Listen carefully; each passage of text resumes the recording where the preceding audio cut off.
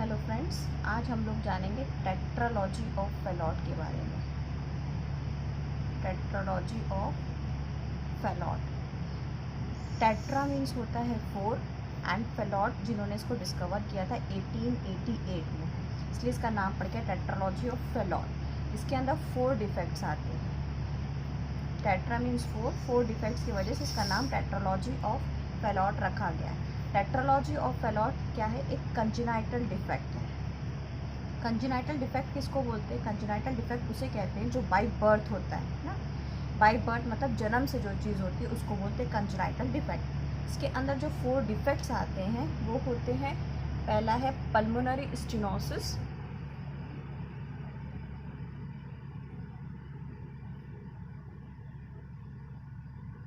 Second one is ventricular septal defect,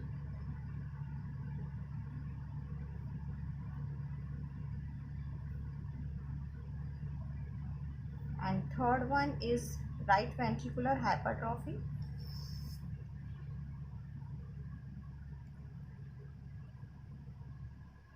and fourth one is overriding of aorta.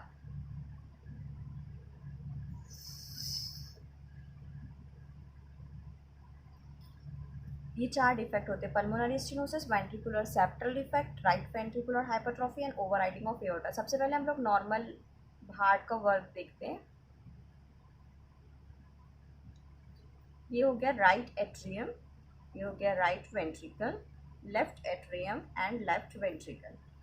इसके बीच का जो gap होता है इनको बोलते हैं इंटरवेंट्रिकुलर सेप्टम।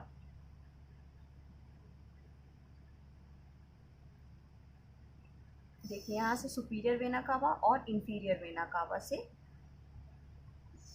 ब्लड आता है, डीऑक्सीजनेटेड ब्लड आता है। पूरी होल बॉडी का ब्लड आता है सुपीरियर वेना कावा और इंफीरियर वेना कावा से। वो आता है राइट एट्रियम में। राइट एट्रियम में बाय ट्राइकस्पिड वॉल्व के थ्रू वो चला जाता है राइट वेंट्रिकुलर के अंदर। राइट वेंट्रिकुलर से निकलती है पल्मोनरी वेन। इस पल्मोनरी वेन से ये ब्लड जाता है लंग्स के अंदर।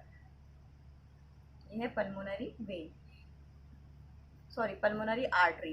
पल्मोनरी आर्टरी से ब्लड जाता है लंग्स के अंदर। देन लंग्स से ब्लड जाता है लेफ्ट एट्रियम में पल्मोनरी वेन के थ्रू। ओके, हार्ट में ही उल्टा होता है। हमेशा बॉडी में आर्टरीज में प्यूरिफाइड और ऑक्सीजनेटेड ब्लड होता है और वेन में डीऑक्सीजनेटेड ब्लड होता है, लेकिन हार्ट में उल्टा होता है कि पल्मोनरी आर्टरी जो है डीऑक्सीजनेटेड ब्लड लेती है और जब लंग से प्यूरिफाई होने के बाद ये पल्मोनरी वेन में जाता है ऑक्सीजनेटेड ब्लड। ओके, यहाँ से ब्लड लेफ्ट एट्रियम में गया, लेफ्ट एट्रियम में मिट्रल वॉल्व के थ्रू ये गया लेफ्ट वेंट्रिकल में, देन गया आर्च ऑफ एओर्टा में। आर्च ऑफ एओर्टा से पूरी बॉडी में ब्लड सप्लाई होने लगता है। इस कंडीशंस में क्या होता है? इस कंडीशन में ये होता है पल्मोनरी स्टेनोसिस। ये जो वॉल होती है इसके अंदर स्टेनोसिस हो जाती है। स्टेनोसिस मतलब होता है नैरोइंग या सुकड़ जाना या छोटा हो जाना, इस तरीके से इसको पल्मोनरी स्टेनोसिस हो जाता है। नेक्स्ट कंडीशन क्या होती है? वेंट्रिकुलर सेप्टल डिफेक्ट, मतलब ये 2 वेंट्रिकल्स के बीच में होल है, सेप्टल डिफेक्ट होता है, तो यहाँ से ब्लड जो है राइट से लेफ्ट की तरफ जाता है। ओके, देन होता है राइट वेंट्रिकुलर हाइपरट्रॉफी। इस जगह इस वेंट्रिकल की मसल्स की हो जाती है हाइपरट्रॉफी, तो यहाँ पे ये एनलार्ज हो जाता है। ओवरराइडिंग ऑफ एओर्टा, मतलब एओर्टा यहाँ होना चाहिए तो थोड़ी सी इसकी क्या होने लगती है? ओवरराइडिंग हो जाती है। तो ये हुआ अपना चारों डिफेक्ट का एक्सप्लेनेशन। ओके,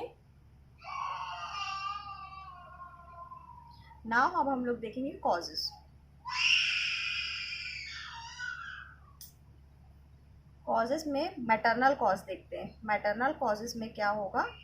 मैटरनल कॉजेस में जैसे अगर किसी की अल्कोहल लेती हो फीमेल, या फिर रूबेला का प्रेगनेंसी के टाइम में रूबेला इन्फेक्शन हो गया हो पेशेंट को, या फिर जेनेटिकली कोई डिसऑर्डर हो, या फिर हाइपरटेंशन हो, बीपी बढ़ा रहता हो उस पेशेंट का, या फिर उसकी एज 40 ईयर्स से ज़्यादा हो, या उसको टॉर्च का। इसकी पैथोफिजियोलॉजी देखेंगे। देखिए रफली डायग्राम बनाया, right atrium, right ventricle, left atrium and left ventricle. Blood यहाँ से आएगा ट्राइकस्पिड वॉल्व के थ्रू राइट वेंट्रिकल में जाएगा।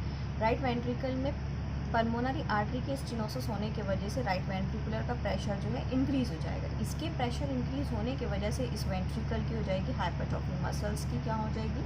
हाइपरट्रॉफी।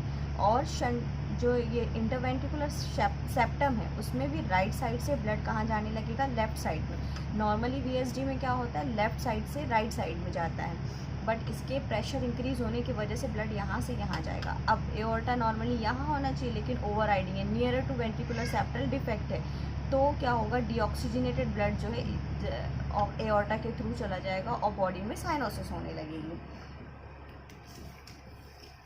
देखिए नॉर्मली वीएसडी में क्या होता है, लेफ्ट से राइट तरफ ब्लड जाता है, बट टेट्रोलॉजी ऑफ फैलॉट में राइट से लेफ्ट जाता है। क्यों? इसी की वजह से, राइट से लेफ्ट के जाने की वजह से ही पेशेंट को क्या होता है, साइनोसिस होता है। Due to pulmonary stenosis pressure increase in ventricle, due to increase pressure in ventricle causes right ventricular hypertrophy, and due to this pressure increases causes right ventricular hypertrophy and right shunting of blood from right to left side.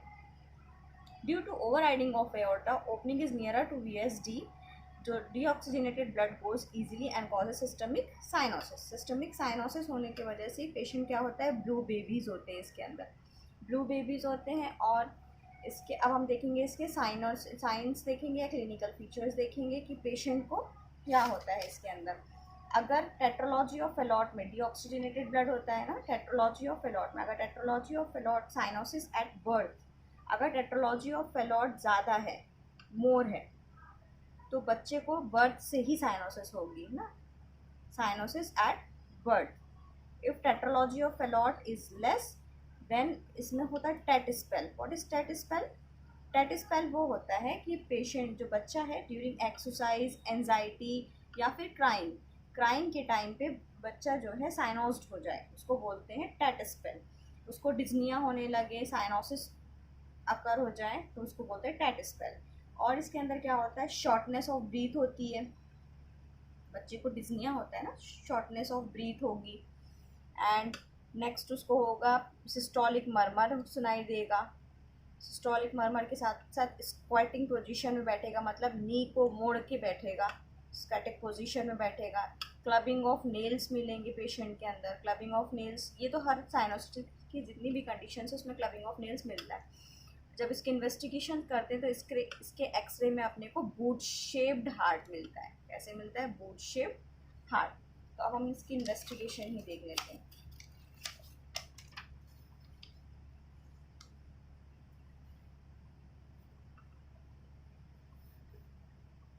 इसकी investigations में आप क्या कराएंगे, patients की history लेंगे ना, physical examination करेंगे, blood test करवाएंगे, ईसीजी, इको से ही हमें सिस्टोलिक मरमर और सारी कंडीशंस वगैरह पता चल जाएगी पेशेंट के कि यहाँ टेट्रोलॉजी ऑफ फेलॉट है, पल्मोनरी स्टेनोसिस वगैरह और सारी चीज़ें इको में पता चल जाए। फिर हम उसका एक्सरे कराएंगे, तो एक्सरे में हमें क्या मिलेंगे, बूट शेप्ड हार्ट मिलेगा। बूट शेप्ड हार्ट मतलब क्या होता है, शूज़ की तरह उसका शेप हो जाता है, एक्सरे में ऐसे शूज़ की तरह हार्ट का शेप आता है। और फ्रेंच में इसको पुअर एंड सेबोर्ड भी कहा गया है। ओके, नेक्स्ट हम लोग इसकी इन्वेस्टिगेशन के बाद हम लोग इसका ट्रीटमेंट देखेंगे। तो इस फिर से देख लीजिए, सर्जरिकल ट्रीटमेंट होता है इसमें। इन्फेंट में 1 to 2 मंथ में एक सर्जरी होती है जिसमें पल्मोनरी स्टेनोसिस को सही किया जाता है। विद इन 12 मंथ दूसरी होती है जिसमें सेप्टल डिफेक्ट को क्लोज किया जाता है। ब्ला लॉक टाउजिंग ऑपरेशन, इसमें क्या किया जाता है, ब्ला लॉक टाउजिंग ऑपरेशन किया जाता है। तो इसमें क्या होता है, सब क्लेवियन आर्टरी, पल्मोनरी आर्टरी को सब क्लेवियन आर्टरी से ज्वाइन कर देते हैं ना, तो ये होता है ब्ला टाउजिंग ऑपरेशन। मॉडर्न बीटी में क्या होता है, ब्रैकियोसेफेलिक आर्टरी को कर देते हैं। पॉट्स शंट में क्या होता है, ये हुआ असेंडिंग एओर्टा एंड ये हो गया डिसेंडिंग एओर्टा।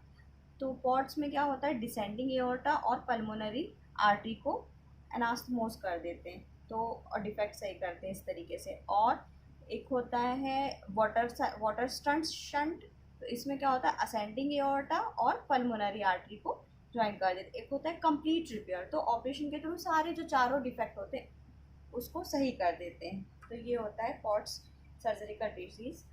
ये है टेट्रोलॉजी ऑफ फेलॉट। अगर आपको वीडियो अच्छा लगा है तो लाइक, शेयर और सब्सक्राइब करें।